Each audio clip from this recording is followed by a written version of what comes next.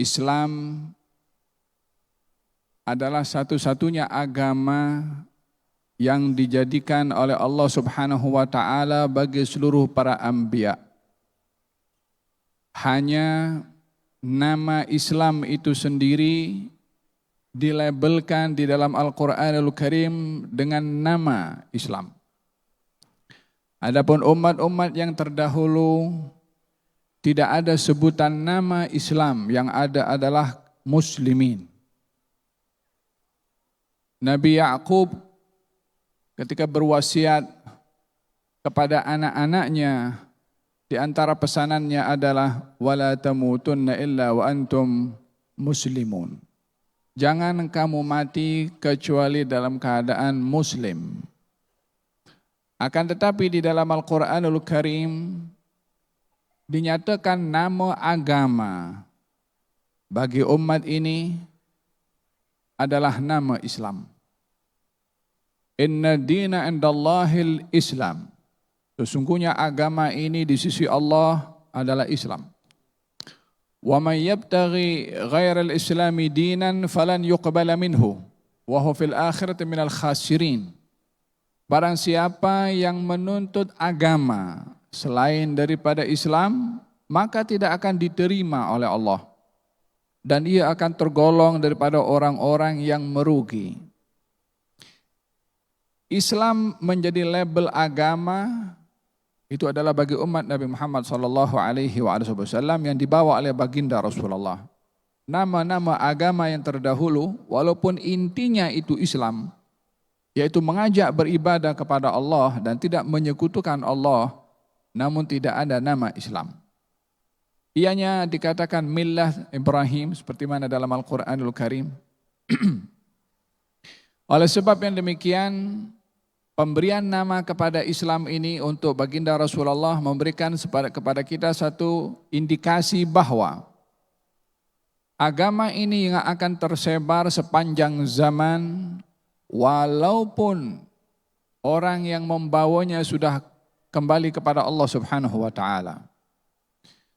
Oleh sebab yang demikian, baginda Rasulullah sallallahu alaihi wa ala alihi wa sahbihi wasallam meninggalkan Islam ini dengan adanya orang-orang yang membawa agama untuk tersebar. Itulah pesanan terakhir yang disampaikan oleh beliau dalam Hajjatul Wada' ketika berpesan kepada lebih daripada 100.000 para sahabat yang hadir.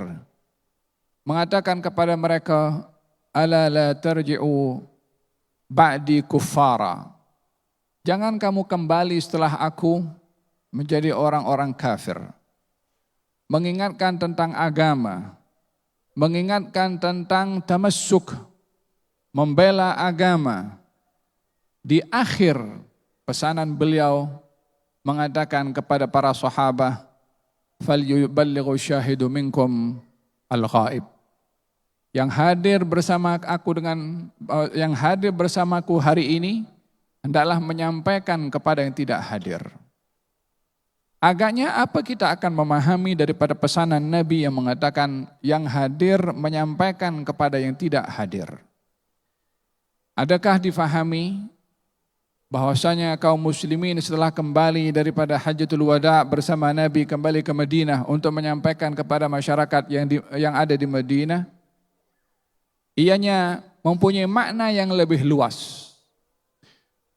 Menyampaikan kepada yang tidak hadir, boleh jadi yang tidak hadir di zaman itu. Boleh jadi yang tidak hadir zaman yang akan datang. Generasi demi generasi mempunyai tanggung jawab menyampaikan dari yang hadir kepada yang tidak hadir. Hal ini difahami oleh mereka, para sahabat radhiyallahu anhum wa ardhahum, daripada sikap baginda Rasulullah sallallahu alaihi wa alihi wa sahbihi wasallam ketika beliau di offer oleh 2 malaikat penjaga gunung untuk menjatuhkan gunung itu kepada masyarakat di Taif karena mengusir, menghalau dan melempari Nabi. Dua malaikat mengatakan, ya Rasulullah, saya diutus oleh Allah untuk angkat ini gunung dan jatuhkan kepada orang-orang Taif sebagai hukuman kepada mereka atas perbuatan mereka kepada engkau. Baginda mengatakan jangan. Apa sebab? Saya mengharap zuriyah mereka yang masih ada dalam sulbi-sulbi mereka yang akan membantu dan membela beriman kepada agama saya. Nabi tidak mengatakan pada rahim mereka, sulbi. Sulbi laki-laki. Kalau sudah berada di rahim, sudah berpindah ke rahim perempuan. Kalau sudah ada di rahim perempuan mungkin 1, 2. Tapi kalau dalam sulbi berapa banyak yang boleh tahu. Kalau saya mengharapkan yang masih yang ada dalam sulbi mereka, yakni keturunan, entah berapa banyak. Tapi perhatian Nabi itu kepada yang tidak ada. Bukan kepada yang ada. Nabi tidak mengatakan, saya mengharapkan mereka diberi hidayah. Saya mengharapkan daripada zuriyah mereka yang masih ada dalam sulbi laki-laki mereka, yang akan beriman kepada agama ini. Dakwahnya disampaikan kepada orang yang belum ada. Harapannya kepada orang yang belum dilahirkan. Demikian baginda Rasulullah SAW dalam misi dakwah beliau. Oleh sebab itu as-sahabah ketika mendengar pesanan Rasulullah yang hadir, sampaikan kepada yang tidak hadir. Misi mereka adalah menyampaikan kepada seluruh umat. Oleh sebab itu kalau kita kaji dan catat dalam sejarah, berapa banyak sahabat yang meninggal dunia di Madinah sebagai terakhir pertemuan mereka dengan baginda Rasulullah SAW hanya boleh dihitung puluh ribu. Sementara jumlah sahabat 100.000 lebih. Kemana mereka pergi yang puluh ribu yang lain? Kalau bukan menjalankan tugas, falyuballighu syahidu minkum al-ghaib. Yang hadir, sampaikan kepada yang tidak hadir. Kita melihat ramai sahabat yang bertebaran setelah wafatnya Rasulullah SAW, yang pergi ke Persia, yang pergi ke Syam, yang pergi ke Afrika, menyebarkan, yang pergi ke Rusia, yang pergi ke China, menyebarkan agama ini dalam menyambut seruan Nabi Muhammad SAW yang hadir, menyampaikan kepada yang tidak hadir. Di sini kita memahami salah satu aspek makna an-nur yang disampaikan oleh dua penceramah kita sebentar tadi. Salah satu aspeknya adalah penyebaran nur, mengajak manusia kepada cahaya.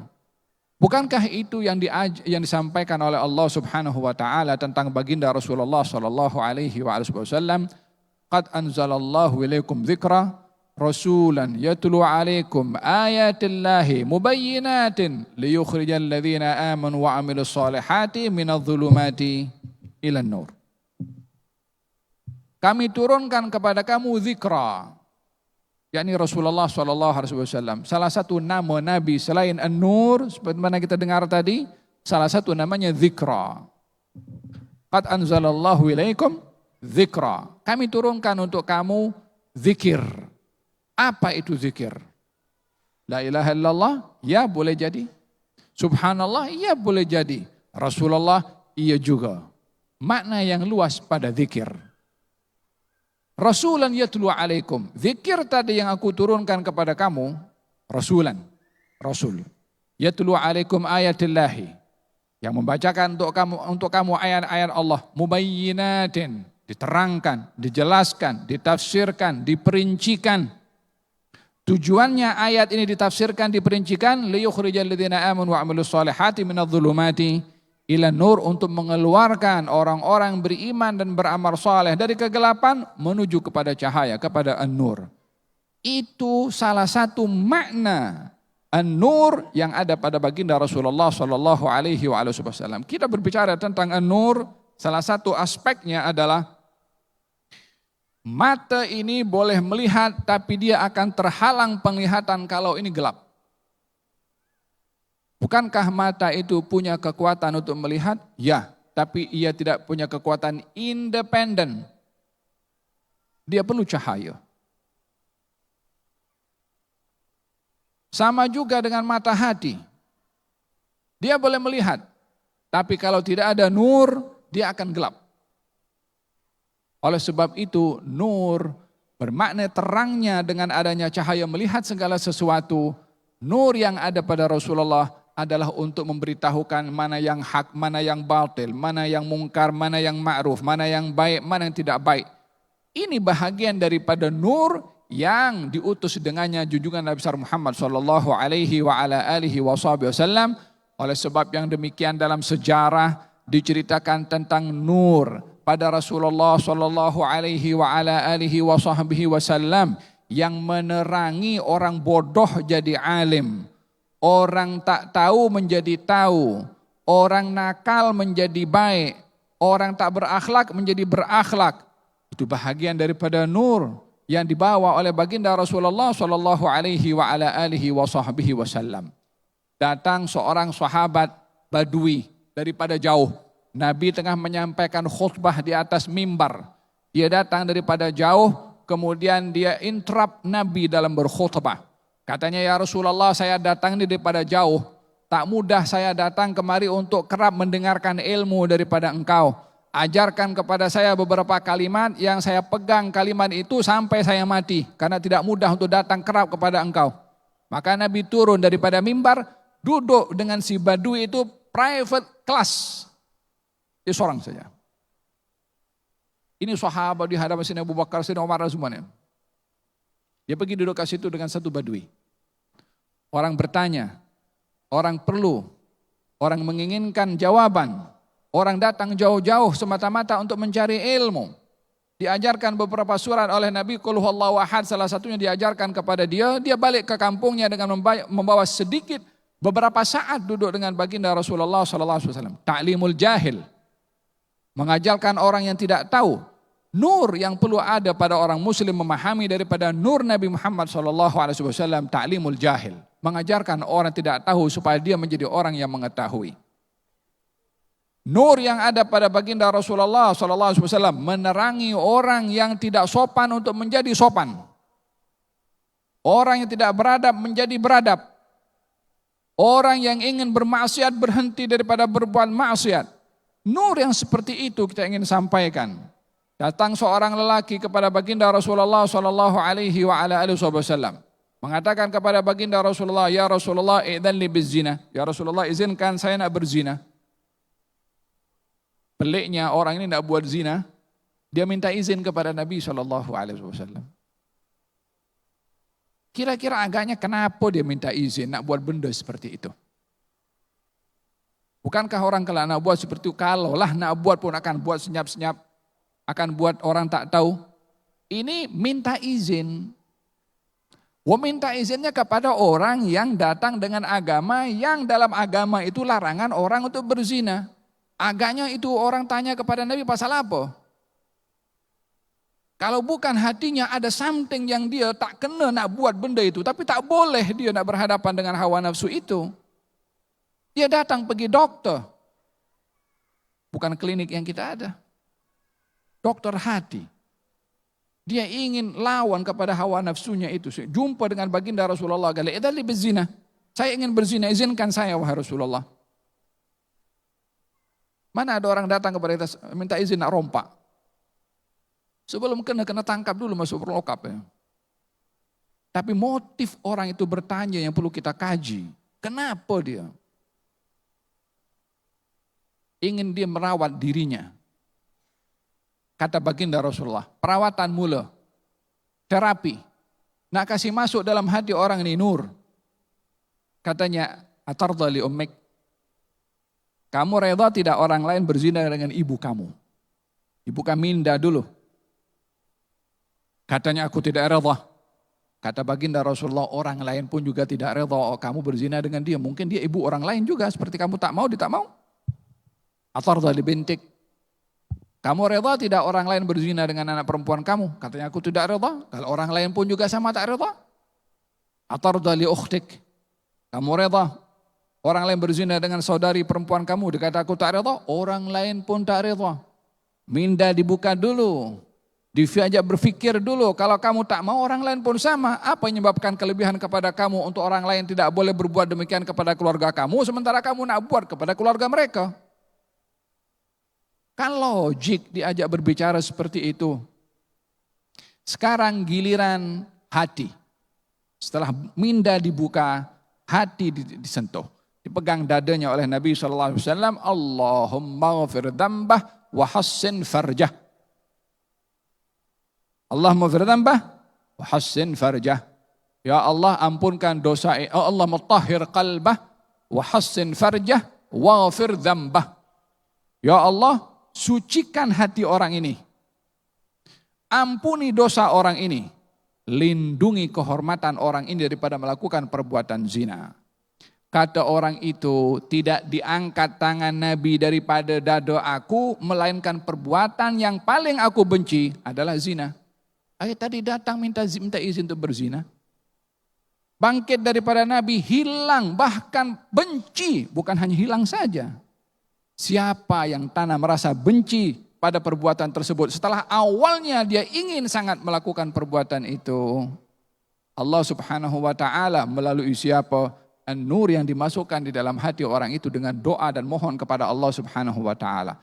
Ada nur yang ada kepada baginda Rasulullah SAW, menghilangkan syahwat kepada yang batil dengan dibimbing dan agar supaya terpelihara keinginan itu kepada hal-hal yang baik dan dibenarkan di dalam syariat. Hada nur yang ada kepada baginda Rasulullah SAW memperbetulkan akhlak yang rosak. Sehingga bertukar orang yang berakhlak buruk menjadi orang yang berakhlak baik. Seorang badui datang ke masjid sementara Nabi berada dengan para sahabat. Hadis cukup masyhur. Badui ini laki-laki datang pergi ke hujung masjid, kemudian angkat di punya kain pelekaan, maaf cakap, buang air kecil di hujung masjid. Di masjid Nabi, bukan di surau private, bukan. Di Masjid Nabawi, masjid terbaik kedua. As-sahabah bangkit nak halau itu badui. Kata Nabi jangan, biar selesai dulu. Khawatir tercicir kemana-mana nanti. Selesai, Nabi katakan ambil itu baldi, isi air, tuangkan kepada najis itu. Karena untuk membersihkan najis dengan air. Badui itu datang kepada Nabi SAW, tengok as-sahabah yang ada di hadapan Nabi, muka itu muka marah betul. Badui ini kata kepada sahabat, kamu tengok aku lain macam nak marah-marah pasal apa? Itu sahabat tidak merasa bersalah, badui tak merasa bersalah. Bagi dia di kampungnya, di daerahnya, di wilayahnya, benda itu benda biasa. Karena memang mereka terbiasa dengan satu lingkungan yang seperti itu perkara yang wajar. Baginda Rasulullah SAW mengatakan kepada badui itu, wahai saudara Arab, apa yang kamu buat tadi itu tak boleh. Ini masjid rumah Allah, hanya zikir, baca Quran, dan juga salat. Kata lelaki itu mengatakan, ya Rasulullah, saya sudah tahu dan saya tak akan buat itu lagi. Berubah daripada akhlak yang tidak baik kepada akhlak yang baik. Kemudian diangkat tangan. Allahumma ghfirli wa Muhammada wa la taghfir ghairana ahada. Ya Allah, ampunkan dosa saya dan Muhammad. Yang lain jangan kau kasih ampun. Dia marah kepada sahabat. Apa sebab? Disebabkan oleh kerana sahabat tadi marah kepada badui tanpa diberitahu apa silapnya itu badui. Sahabat marah itu kan betul, ingin membela kesucian masjid, ingin membela kemurnian masjid. Cara untuk menegur. Tidak cukup hasrat untuk menegur, tidak cukup niat untuk menegur, tidak cukup matlamat dalam tegur, wasilah dalam tegur, mesti juga dipilih. Teguran yang baik, bila caranya tidak baik, boleh mengundang resiko sebaliknya. Itu sahabat ingin tegur kepada badui, salah buang najis di masjid, tapi caranya dengan marah macam tu. Badui justru lawan kepada dia, kepada mereka. Kamu tengok aku lain macam, pasal apa?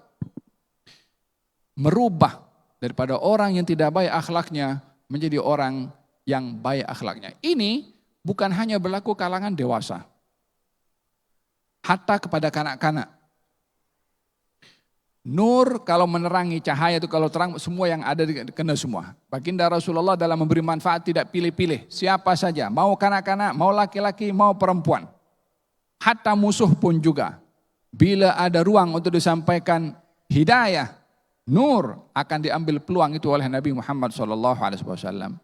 Seorang anak makan di hadapan Rasulullah tidak mengikut adab, tangan kanan ambil, tangan kiri ambil juga. Tangan kanan dan kiri ini penuh dengan makanan, mulut pun juga penuh dengan makanan juga. Dia ambil makanannya dekat, dia ambil makanan yang jauh dan dia makan tanpa bismillah. Budak-budak. Tapi tidak ditinggalkan peluang oleh Nabi SAW untuk menegur kepada budak itu. Ya ghulam, samillah, ukul biyaminik, ukul mimma yalik. Hai budak kecil, kalau kamu makan baca bismillah. Makan makanan yang dekat dengan kamu, makanlah dengan tangan kanan. Hadirin hadirat yang dirahmati oleh Allah Subhanahu wa taala, memahami Nabi An-Nur dengan hidayah yang dibawa oleh beliau merubah orang daripada yang tidak baik menjadi baik, daripada orang yang bodoh menjadi alim, menjadi orang yang tidak berakhlak menjadi orang yang berakhlak, dan begitu seterusnya. Itulah hikmah daripada diutusnya Nabi Muhammad SAW dengan membawa An-Nur walladzina amanu bihi wa azzaruhu wa nasaruhu wattaba'un nur alladzi unzila ma'ahu ulaika humul muflihun. Orang-orang beriman kepada Nabi, membela kepada Nabi, menyanjung kepada Nabi dan mengikut nur Quran yang dibawa oleh Nabi, mereka itu adalah orang-orang yang berjaya. Hadirin hadirat yang dirahmati oleh Allah, majelis yang penuh dengan barakah ini membicarakan tentang nur Nabi Muhammad SAW. Perlulah kita mengambil penghayatan daripada nur itu, daripada peranan kita sebagai umat baginda Rasulullah untuk menjadi insan khairun nas anfa'uhum linnas. Sebaik-baik orang adalah yang terbaik bagi orang lain. Sebarkan manfaat kepada orang ramai. Dan juga jadilah kita orang yang kalau tidak boleh memberi manfaat kepada orang, jangan sampai memberi mudarat kepada orang lain. Allah Subhanahu wa taala mengadab seorang perempuan karena memiliki seekor kucing yang tidak diberi makan. Allah juga memberi maghfirah, pengampunan kepada seorang perempuan yang awalnya pelacur, diampunkan oleh Allah karena memberi minum kepada seekor anjing yang kehausan. Manfaat hatta kepada binatang pun juga dicatat oleh Allah Subhanahu wa taala. Memudaratkan hatta kepada binatang pun juga tetap akan dihukum oleh Allah. Ini agama adalah agama rahmah, membawa manfaat bukan hanya kepada kalangan manusia, tapi juga kepada binatang, kepada hayawan, bahkan kepada tumbuh-tumbuhan. Semua ada di dalam agama yang dibawa oleh Nabi Muhammad SAW. Bila kita di zaman ini ada namanya animal right, hak-hak binatang yang perlu dijaga. Coba kita kaji hak-hak yang binatang yang dijaga di zaman Nabi SAW. Panduan yang ada pada baginda Rasulullah SAW dalam menjaga hak-hak binatang ini, akan kita melihat keajaiban yang luar biasa dalam undang-undang Islam yang menjaga hak binatang, apatah lagi hak manusia. Apa yang boleh dilakukan oleh manusia di zaman ini kepada hak manusia yang dibantai habis tanpa berperi kemanusiaan dengan dasar undang-undang yang dibuat oleh entah dari timur ataupun barat. Undang-undang apa kalau bantai orang? Undang-undang apa kalau bunuh orang? Undang-undang apa kalau binatang dilindungi, apalagi manusia? Kalau ada seorang sahabat Nabi itu punya punya onta, dia ontanya tidak diberi makan. Dia onta itu lapor kepada Nabi SAW, menangis onta itu di hadapan Rasulullah. Kata Nabi, siapa punya onta ini? Galana ya Rasulullah, ini onta mengadu kepada saya karena kerjanya banyak, makannya sedikit. Yakni kerjanya banyak, gajinya sedikit. Lebih kurang macam itulah. Onta pun mengadu kepada Rasulullah dan diberitahukan oleh Rasulullah akan aduan tersebut. Supaya kita belajar daripada undang-undang Nabi SAW untuk menjaga keselamatan bukan hanya manusia, tapi kepada binatang juga. Mudah-mudahan Allah Subhanahu wa taala berkati majelis kita pada hari ini, dan mudah-mudahan majelis ini diberkati dengan alunan qasidah memuji kepada Rasulullah, memuji dan menyanjung Allah Subhanahu wa taala. Hakikat yang terpuji adalah Allah Subhanahu wa taala. Mana-mana pujian yang ada kepada Rasulullah, kepada para anbiya, kepada sesiapapun juga, hakikatnya adalah serpihan dan cawangan daripada hakikat kepujiannya Allah Subhanahu wa taala yang maha terpuji, dan tak ada yang berhak untuk dipuji selain Dia Subhanahu wa taala. Yang lainnya adalah pemberian daripada Allah, sehingga kita puji pemberian tersebut yang ada pada makhluk karena yang memberi adalah Allah Subhanahu wa taala. Moga-moga Allah Subhanahu wa taala berkati semua pelajar dan juga dapat menjadi orang yang memberi manfaat kepada orang lain. Khairun nas anfa'uhum linnas. Wa sallallahu ala sayyidina Muhammadin wa ala alihi wasallam. Alhamdulillahirabbil alamin wal afu minkum.